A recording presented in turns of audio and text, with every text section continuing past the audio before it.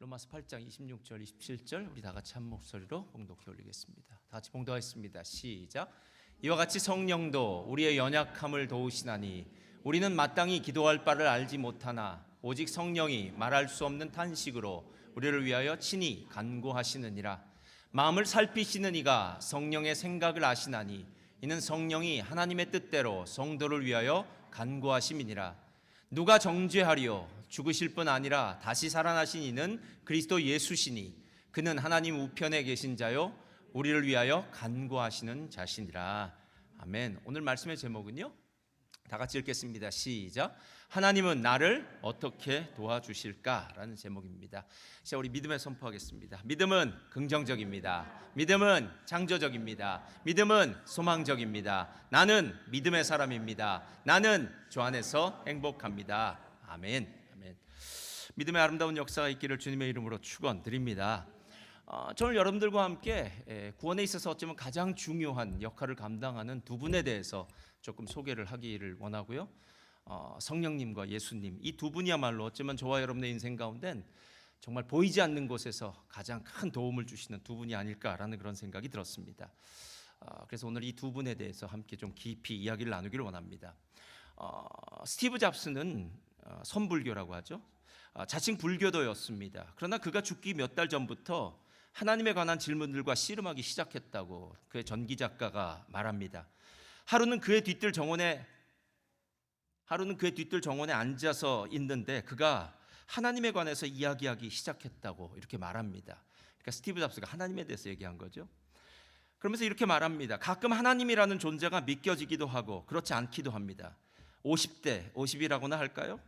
하지만 암에 걸린 뒤로 더 많이 생각하게 되네요. 그리고 좀 더 믿어집니다. 아무래도 내세를 믿고 싶기 때문인 것 같습니다. 죽으면 존재가 그냥 사라지는 것이 아니라고 믿고 싶네요. 우리가 쌓은 지혜가 어떤 식으로든 살아남았으면 좋겠습니다. 스티브 잡스가 만든 그리고 그 놀라운 세상적인 지식이 죽음과 동시에 모두 사라져버린다는 건 너무 허무하지 않습니까? 그래서 죽음을 앞둔 스티브 잡스가 어찌하든지 간에 그게 좀 남아있었으면 좋겠다, 내세가 있었으면 좋겠다, 신이 있었으면 좋겠다, 이런 이야기를 한 것 같은데요. 그러다 잠시 말을 멈추다가 이내 다시 입을 열어서 이렇게 얘기합니다. 하지만 때로는 온 오프 스위치 같아요. 딸깍하면 사라지는 거죠. 그래서 내가 애플 기기들의 온 오프 스위치를 달기 싫어하는 겁니다. 사진 한번 보여주시겠어요? 애플 쓰시는 분들은 다 저렇게 합니다. 마지막에 온오프 스위치로 모바일폰을 끄는 게 아니라 마지막에는 이렇게 밀어서 끄는 일을 한 것은 스티브 잡스가 죽음은 마치 온오프 스위치를 누르는 것처럼 누르면 온, 다시 누르면 오프가 되는 것 같은 것이 싫어서 저렇게 만들었다라고 이렇게 이야기합니다. 지금 스티브 잡스는 하나님의 심판대 앞에 섰을 겁니다. 그가 심판대 앞에서 과연 어떤 모습으로 섰을까 하는 생각이 듭니다. 여러분, 이 세상에서 가장 행복한 사람은 심판대 앞에서도 가장 행복한 사람이어야 됩니다. 심판대 앞에 섰을 때 그때 가장 행복한 사람은 저를 따라서 말합니다. 예수를 아는 사람이, 예수를 믿는 사람이, 예수와 동행하는 사람이 가장 행복한 사람입니다. 여러분, 예수를 아는 사람이 가장 행복한데 스티브 잡스는 예수님 없이 그 하나님의 심판대 앞에 섰을 때 과연 어떤 모습으로 섰을까라는 그런 생각이 듭니다. 평소 때는 이런 생각이 들지 않지만 암이라는, 죽음이라는 그 무서운 적 앞에 섰을 때 비로소 우리는 죽음 이후의 세계가 있는 것 같기도 하고요. 구원이 얼마나 중요한지, 그리고 나는 정말 이렇게 사라지는 것일까라고 생각하는 그런 고민을 한다라는 겁니다. 실은 어쩌면 저와 여러분은 행복한 사람들입니다. 우린 이미 죽음의 문제를 그리스도 예수의 십자가 안에서 해결받은 사람들인 줄 믿습니다. 그러니까 우리가 지금 이 자리에서 함께 하루하루의 삶을 누릴 수 있는 이유는 이미 예수 그리스도를 믿고 구원받았기 때문에 죽음의 문제를 넘어섰기 때문에 가능한 것 아니겠느냐라는 거예요. 근데 더 큰 은혜는 무엇이냐면 하나님이 우리들에게 예수님을 믿으면 구원받는다라고 그냥 내버려둔 것이 아니라 마치 여러분 뭐 1912년에 그게 나왔다고 하는데요. 미국에서 나오는 데디 롱 렉스라고 영화에서는 그런데 키다리 아저씨라는 소설이 있었습니다. 고아원에 있는 한 아이가 어느 누군가 후원자를 만나서 대학생활을 하게 되고요. 그 대학생활을 하다가 뭐 어떤 친구의 삼촌을 만났는데 뭐 그게 키다리 아저씨고 나중에 결혼을 했다라는 뭐 이런 신데렐라 같은 스토리인데요. 누군가 나는 모르지만 내 뒤편에서 나를 도와주는 사람, 묵묵히 나를 도와주는 그 사람이 있다는 것, 그것이 바로 오늘 구원에 대해서 이야기할 때 성령님과 예수님이 바로 그런 키다리 아저씨 같은 분들이다라는 겁니다. 그래서 저는 그분들이 도대체 어디서 어떤 방식으로 도울 것인가를 한번 좀 생각해 보기를 원합니다. 첫째로 다 같이 읽겠습니다. 시작.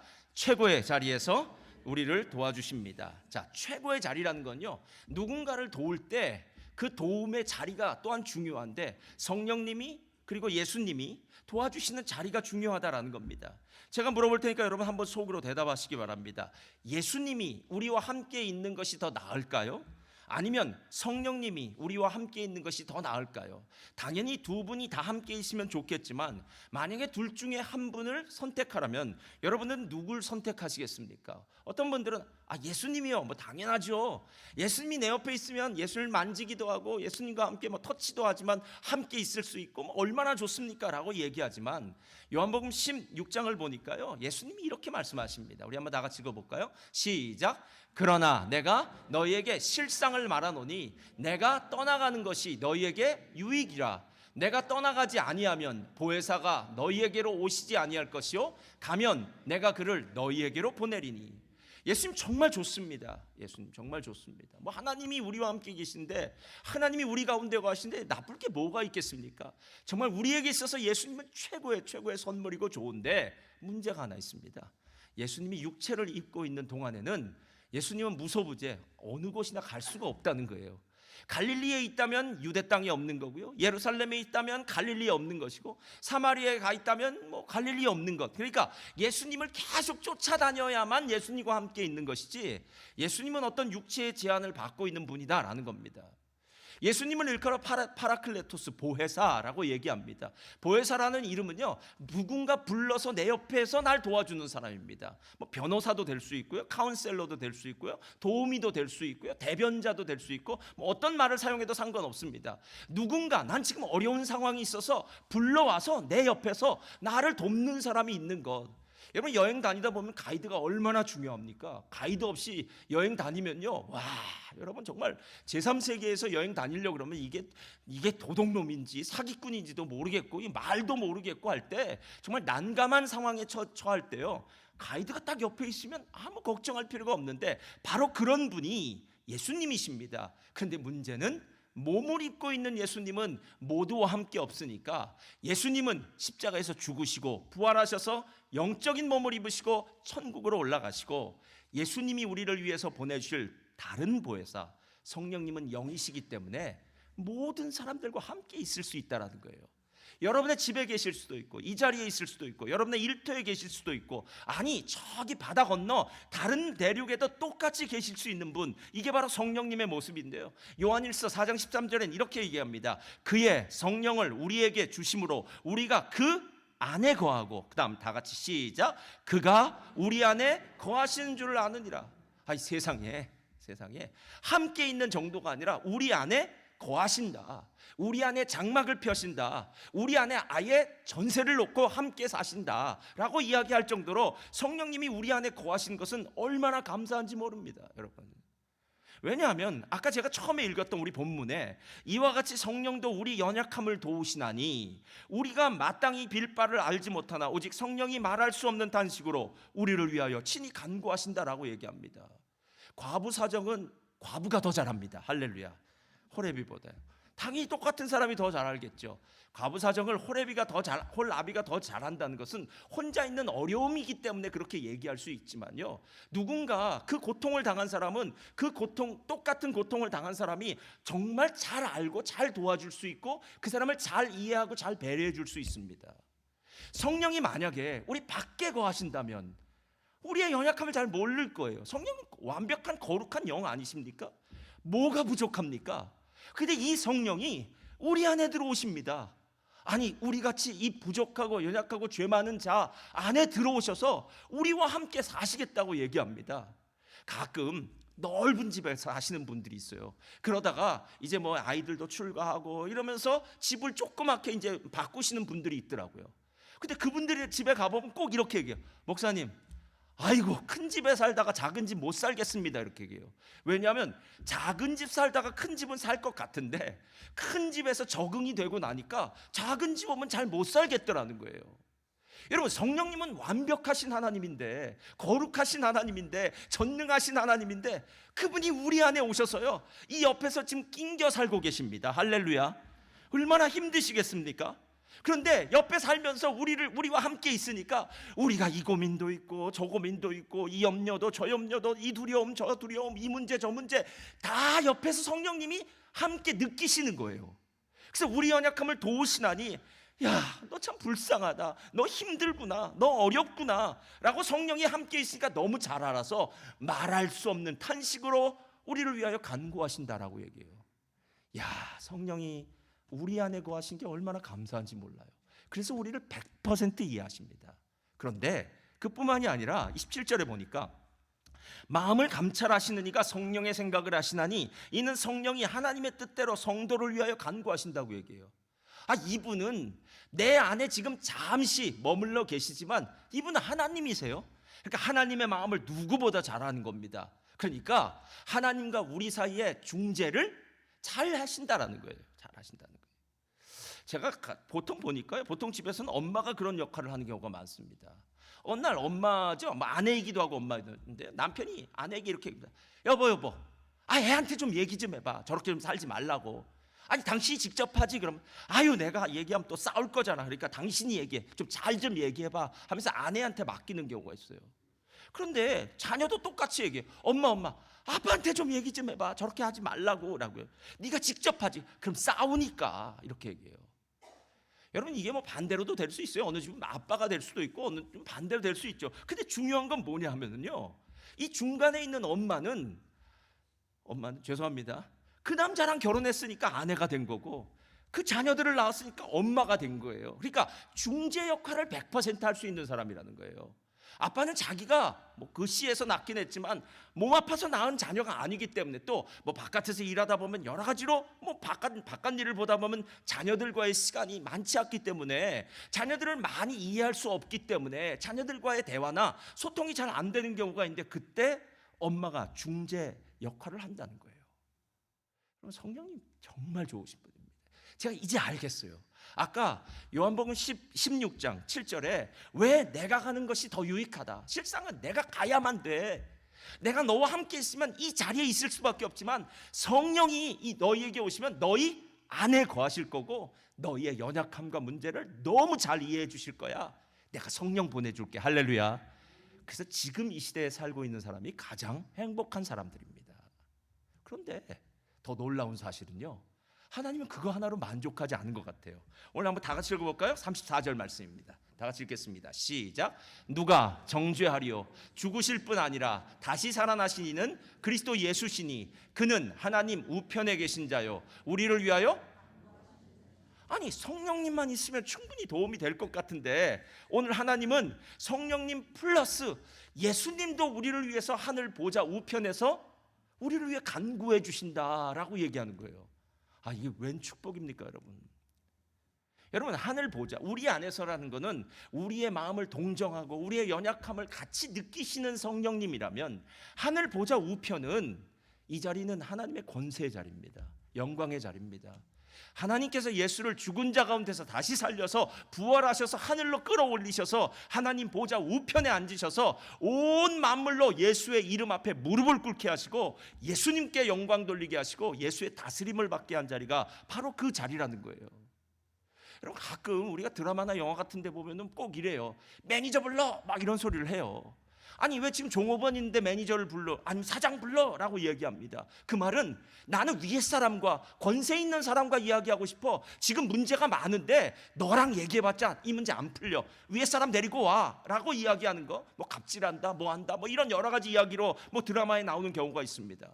근데 여러분, 오늘 누가 우리를 도와주시느냐, 어디에 계시는 분이 우리를 도와주시느냐에 따라서 우리가 염려하거나 두려워하거나 걱정할 필요가 없다라는 거예요.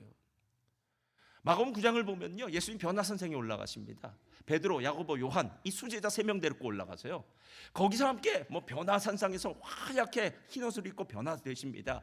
모세와 엘리야와 이야기하면서 이제 앞으로 예수님께서 예루살렘에서 십자가를 지시고 고난 받으시고 부활하시고 할 모든 이야기에 대해서 얘기하는데, 베드로와 야고보와 요한 3명이서 그 모든 광경을 목격합니다. 그리고 나서 밑으로 내려왔는데 밑에 난리가 났어요. 남아있는 9명의 제자죠. 12명의 제자니까요.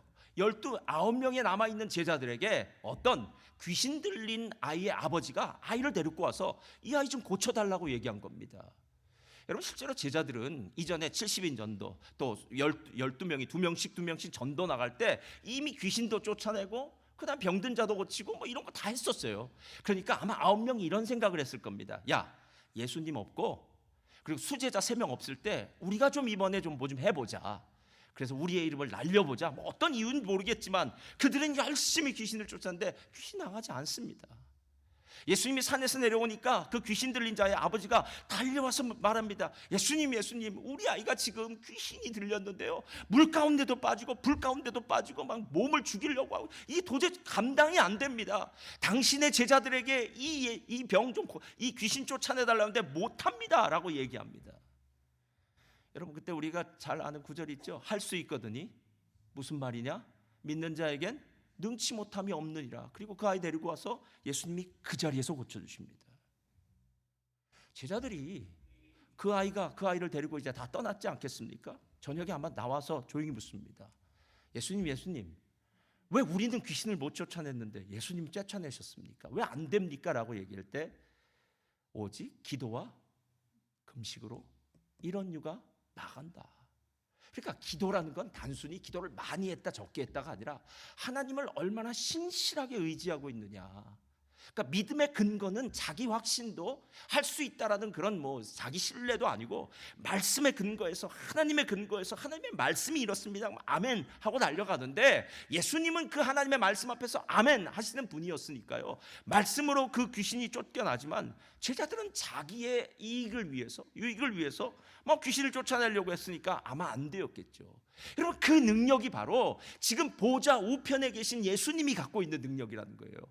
대단하지 않습니까? 예.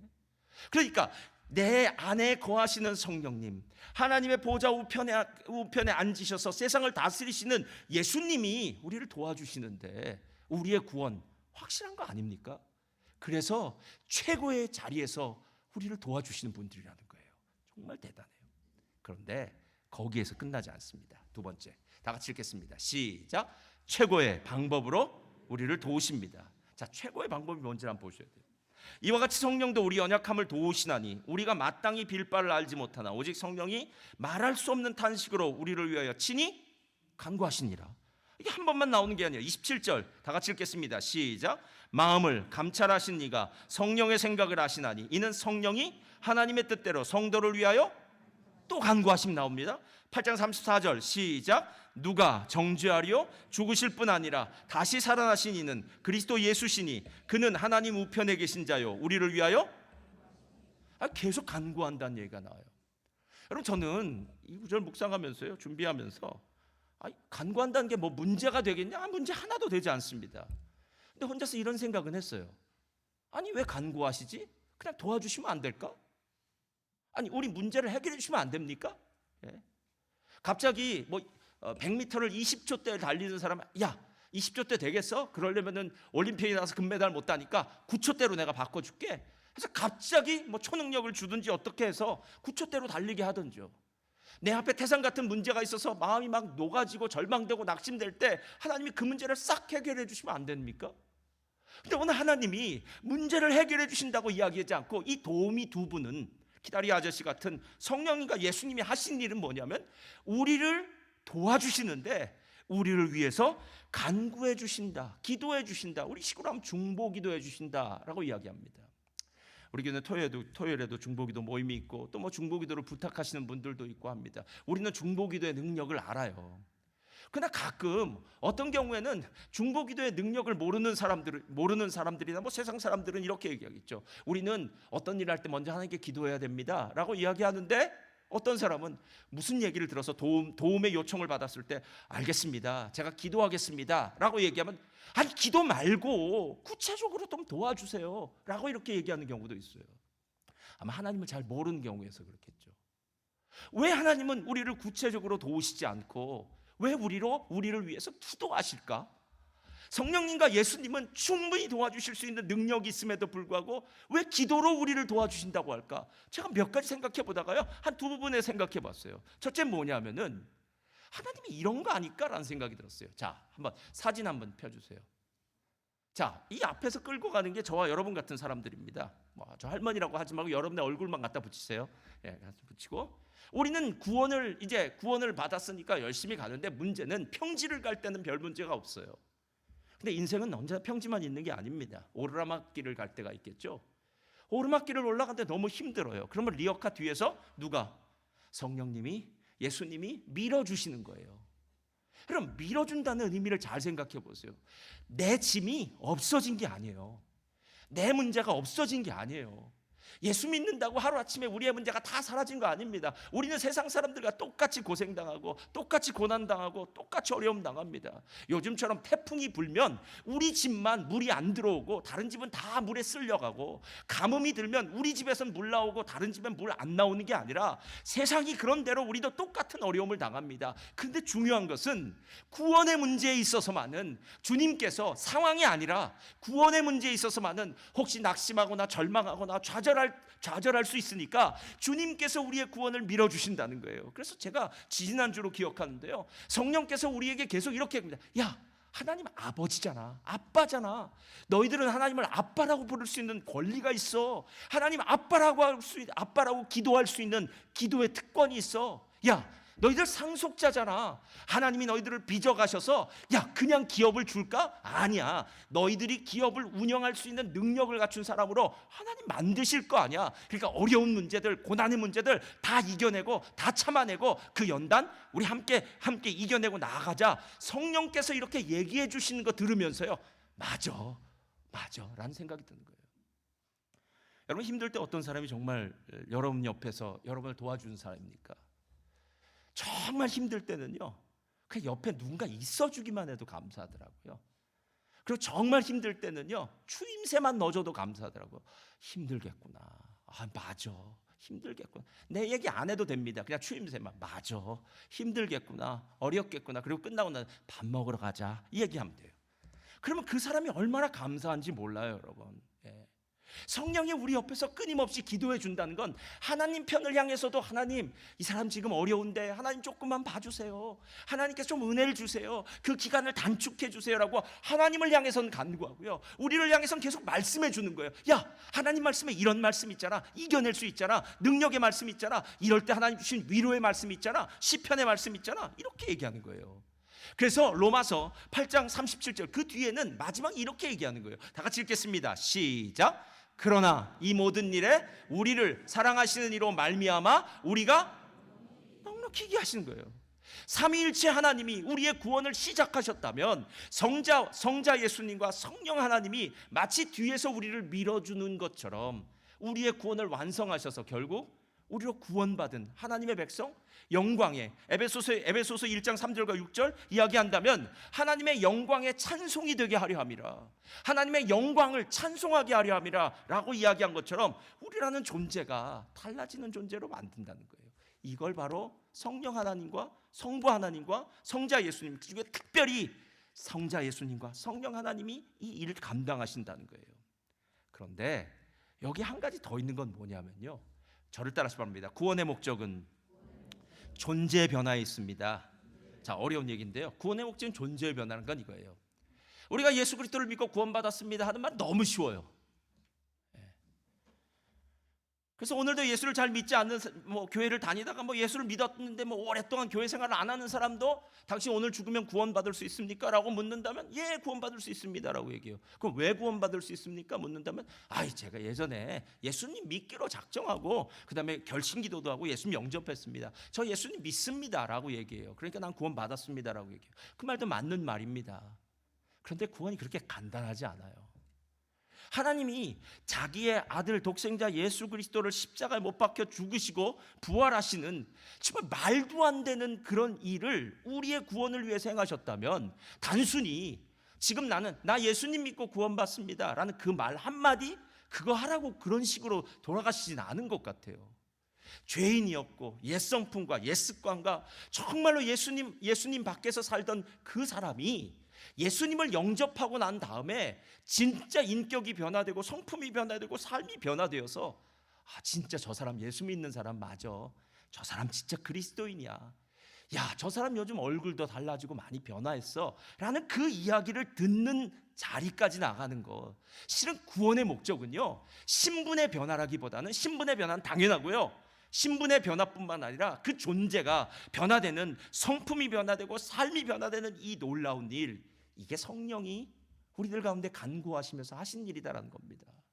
저는 왜 이 그림이 동영상이 맨날 떠오르는지 모르겠는데요. 예전에 박태환 선수가 아마 호주에서 브리스번이나 이런 곳에서 그 올림픽 전에 그 연습하고 불꽃이 밑에서 연습하던 그 영상이 자꾸 떠올라요. 박태환 선수는 하루 왼종일 물속에서 왔다 갔다 거립니다. 그렇죠? 예. 정말 물에 물집이 날 정도로 피부에 물집 날 정도로 왔다 갔다 하겠죠. 근데 불코치는 한 번도 물에 안 들어가더라고요. 바깥에서 뭐 하냐면 왔다 갔다 거리면서 팔 각도가 어떻다, 뭐가 어떻다, 아주 미세한 것들을 계속 얘기해 주더라고요. 근데 신기하게도 불코치가 바깥에서 이 얘기 저 얘기 이 얘기 저 얘기 다 해주고 나면, 그리고 난 다음에 수영을 끝나고 나면 1초가 단축된 거예요. 그래서 금메달 따는 거 아닙니까? 그러니까 성령이 우리를 위해서 우리를 하루아침에 변화시켜서 갑자기 박태환 선수가 20초 대 가는 걸 10초 대로 바꿔주는 게 아니라 계속해서 이야기하면서 요거 조금만 바꿔, 요거 조금만 바꿔, 팔 각도를 낮춰라, 속도를 해라, 팔을 2번 저어라, 뭘 이렇게 해라 하는 이야기들을 해주는 것, 이게 바로 성령께서 또 예수님이 우리를 위해서 간구하시면서 끊임없이 이야기해 주시는 그런 부분이다라는 겁니다.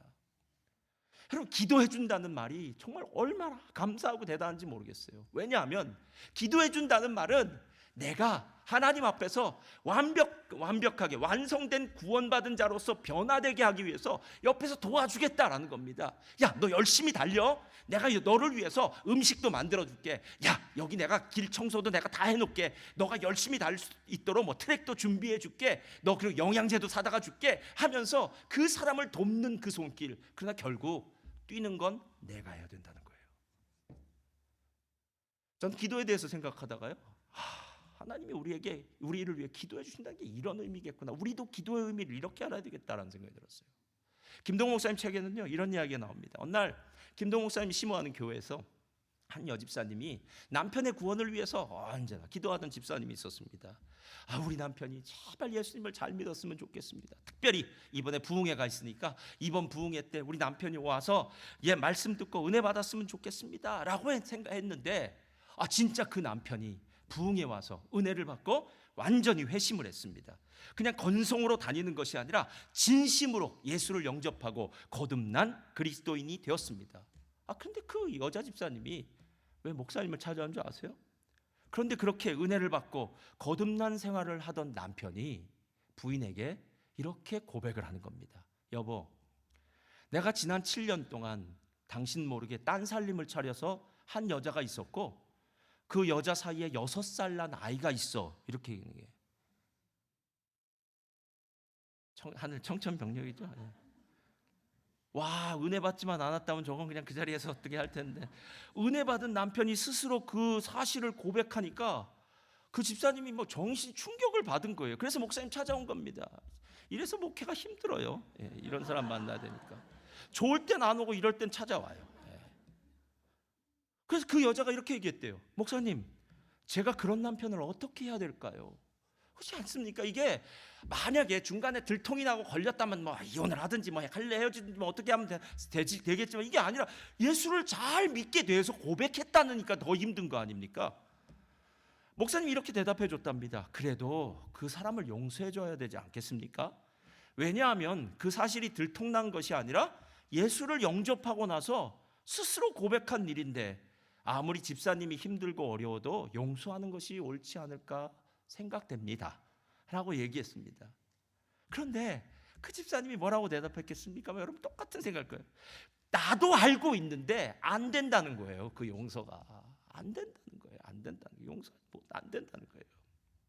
그때 김동호 목사님이 이렇게 대답을 했대요. 집사님, 구하라, 찾으라, 두드리라는 기도는 병들고 돈 떨어졌을 때만 하라는 기도의 말씀이 아닙니다. 지금처럼 용서가 되지 않을 때 용서할 수 있는 능력을 위해 우리에게 주신 말씀입니다.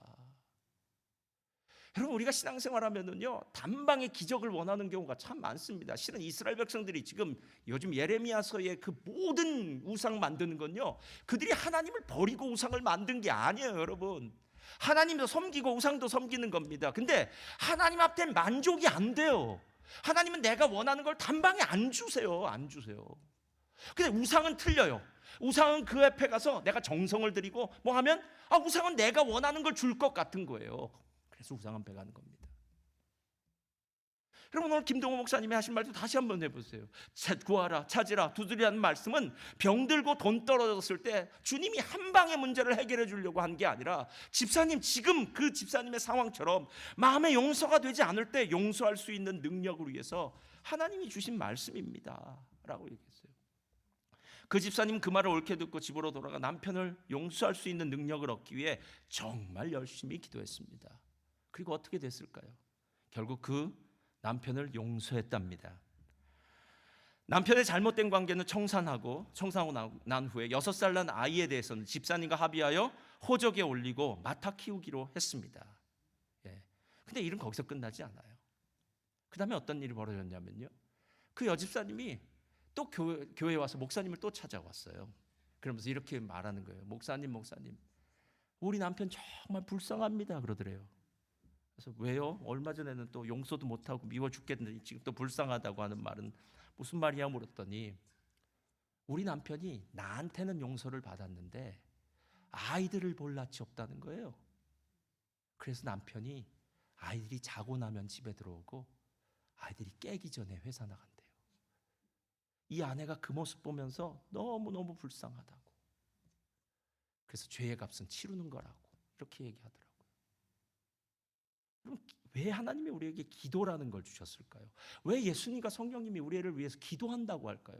그건 예수 믿는 이 땅의 모든 사람은 세상 사람들과 똑같이 고난의 길 함께 걷는 겁니다. 요즘처럼 감기 독감이 막 기승을 부리면요, 우리도 결국 감기 독감 걸립니다. 그래서 뭐 지난주에 왔던 사람이 이번 주 빠지고, 이번 주 왔던 사람 지난주 빠지고 막 이렇게 되는 거예요, 여러분. 그러나 중요한 것은 그런 세상에서 당하는 그 모든 것 중에서 우리는 기도합니다. 하나님을 의지합니다. 그리고 하나님을 붙들고 나아갈 때 하나님이 내 성품을 하나님의 성품으로 하나씩 바꿔주시는 거예요. 그래서 감기 몸살로 지금 뭐 집에 누워 있음에도 불구하고 하나님 앞에 더 기도하고 하나님을 사랑합니다, 의지합니다, 하나님을 찬양합니다, 이 하나님께 감사합니다라는 그 말이 그 입에서 나오게 되는 것, 여러분, 이게 바로 구원의 풍성함이 우리들의 삶 가운데 예수님과 성령님을 통해서 이루어지는 그 구원의 완성이 바로 그런 모습이 아닐까라는 생각이 들었습니다. 그리스도인의 삶이 어떤 걸까요? 예수 믿고 구원받는 거 맞습니다. 그러나 예수 믿고 구원받고 난 다음에 우리의 삶은 이제 시작입니다. 이제 예수님 닮아가야 됩니다. 저도 닮아가야 되고 여러분도 닮아가야 됩니다. 남 보실 필요도 없습니다. 왜냐하면 만약에 하나님의 심판대 앞에 섰을 때 쭉 여러 명 세워놓고 한 명씩 점수를 매기는 거예요. 우리 순복음교회 1셀 쭉 쓰고 2셀 쭉 쓰고, 그래서 1셀에서 신앙이 제일 좋은 사람 10점, 9점 뭐 상대평가를 할 수도 있고요. 이게 아닙니다, 여러분. 하나님의 심판대 앞에서는 저도 1대1로 설 거고요, 여러분도 1대1로 설 겁니다. 그때 하나님이 이렇게 물으실 겁니다. 내가 너의 구원을 위해서 성령님 너에게 보내주셨잖아. 내 아들 예수가 하늘 보좌에서 너를 위해 기도해 주었잖아. 그 많은 기도를 해준 거 다 어디 갔느냐고. 그럼에도 불구하고 우리의 완악함으로 계속해서 하나님을 멀리하고 하나님의 말씀에 불순종한다면 그럼 나중에 심판대 앞에서 도대체 어떤 얘기를 들을 수 있겠냐는 겁니다. 자, 이렇게 앞으로 나와주시고요. 신앙은 그런 면에서는 모두 하나님 앞에서 1대1로 서는 겁니다. 코람네오. 사랑하는 성도님들, 하나님이 우리 안에 구원을 시작하셨다면, 구원을 돕기 위해서 성령님과 예수님 보내주셨다면요, 이 시간 그 은혜 가운데 하루하루를 살아가시면서 믿음으로 예수 닮은 우리들 되시기를 주님의 이름으로 축원드립니다.